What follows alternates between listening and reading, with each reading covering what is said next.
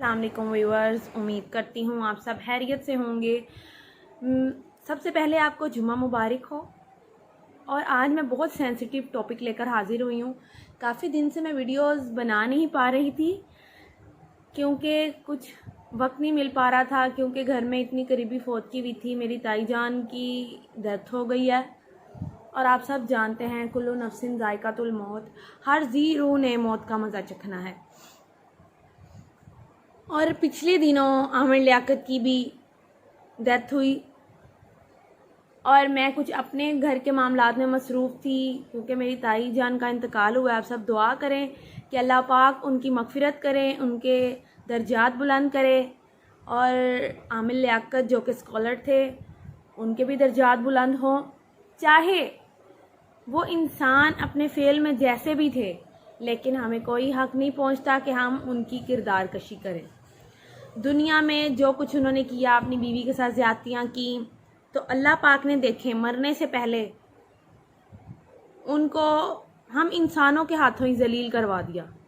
تو وہ خدا بہت زیادہ رحیم ہے، کریم ہے، جانتا ہے کس کو ذلت دینی ہے، کس کو عزت دینی ہے، کیونکہ قرآن مجید میں ہے وَعِزُّ مَن تَشَاءُ وَتُذِلُّ مَن تَشَاءُ۔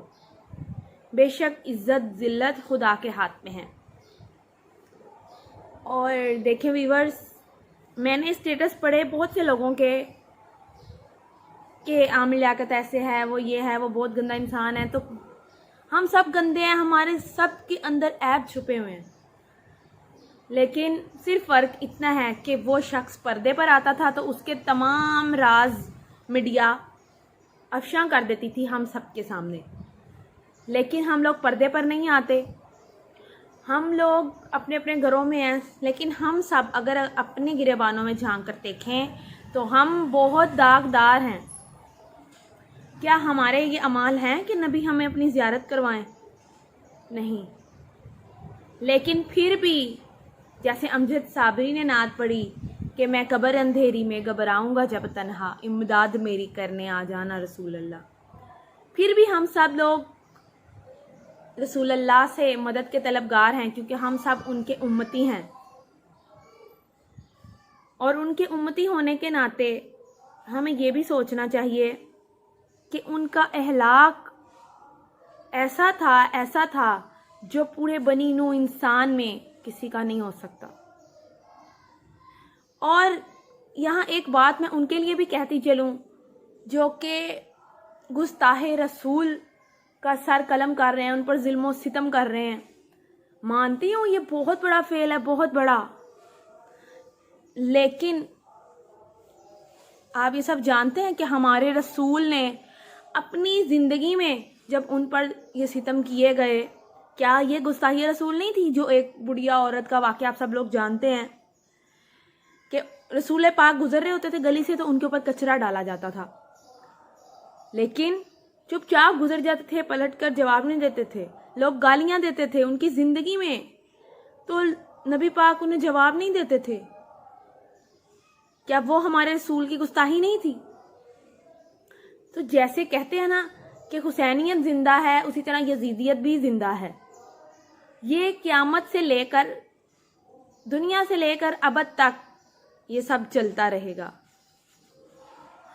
اور یہ کبھی ختم نہیں ہو سکتا۔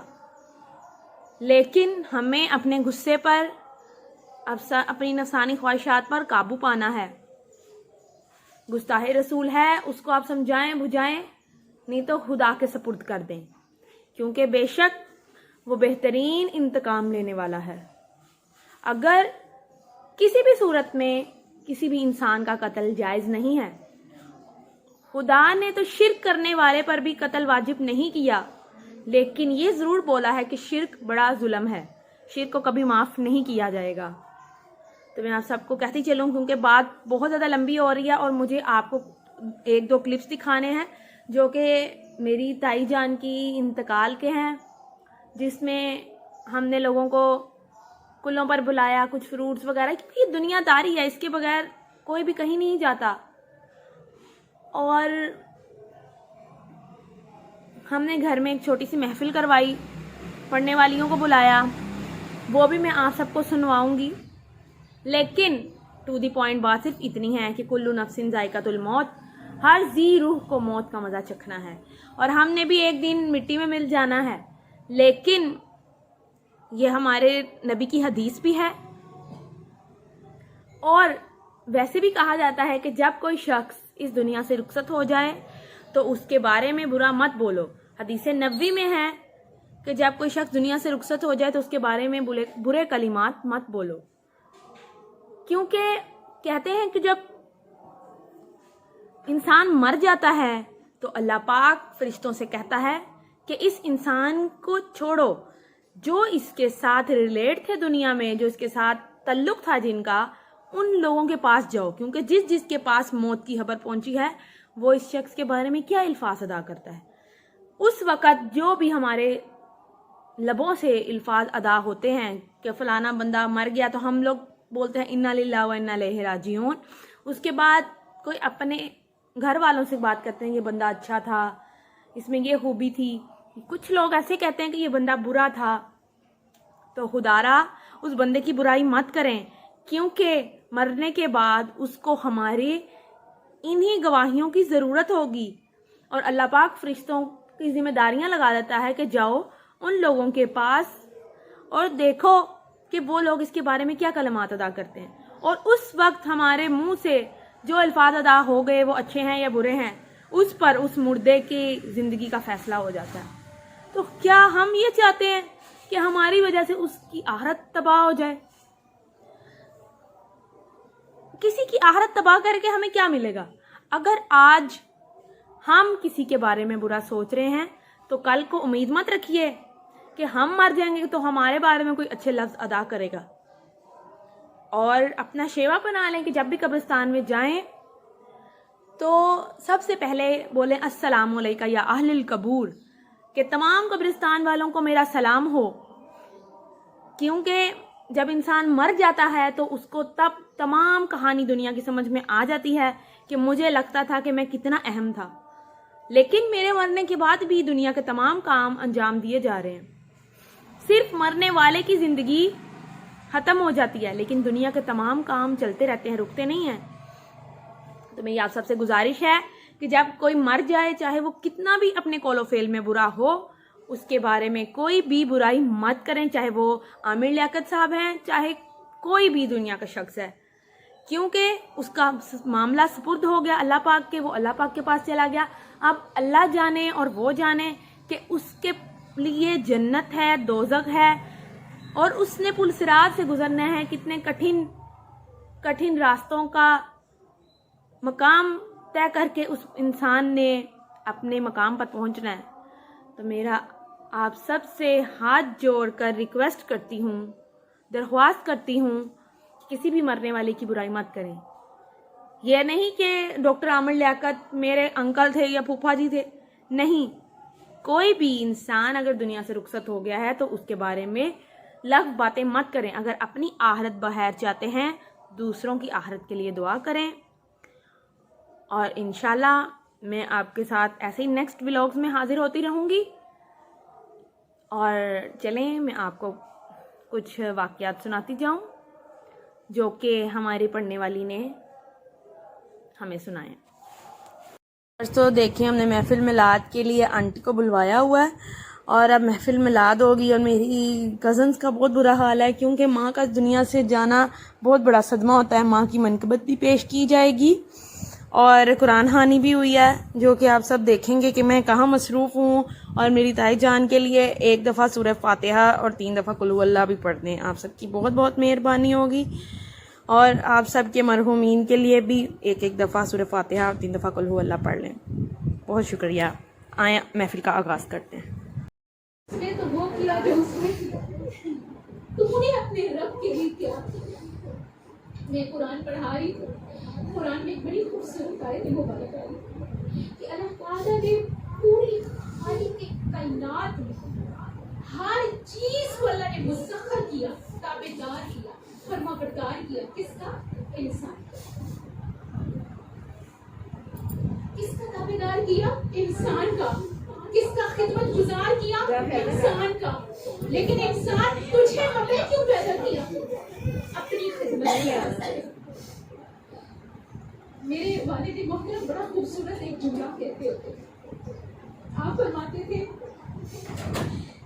کہ بیٹا آسن کبنا تپوسن خبر، ابھی نہیں پتا، ابھی تو ہم دنیا میں ڈوبے ہوئے لوگ ہیں، ابھی تو ہمیں صرف دنیا ہی دنیا کا پتہ ہے، پتہ تو تب چلے گا جب قبر میں رات آئے گی۔ جانتی حدیث بتا رہی ہوں، جب ہمیں میت کو دفن کر کے پیارے 3 قدم آگے جاتے ہیں نا، صرف 3 قدم آگے، تو میت اٹھ کے بیٹھ جاتی ہے اور کہتی ہے کہ میرے پیاروں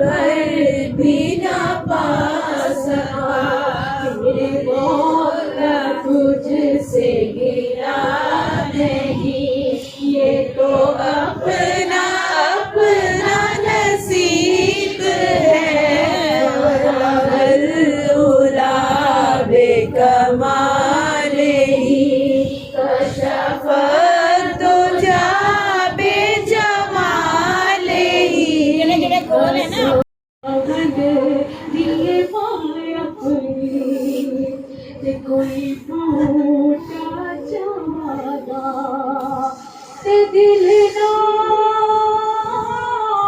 دکھانوں کو سیاپ دل نہ دکھانوں کو سیاپ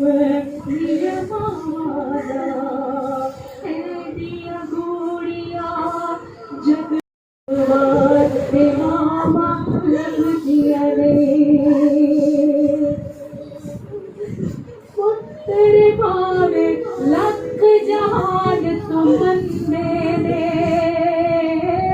مایا کر سارے جگ کو چنگے۔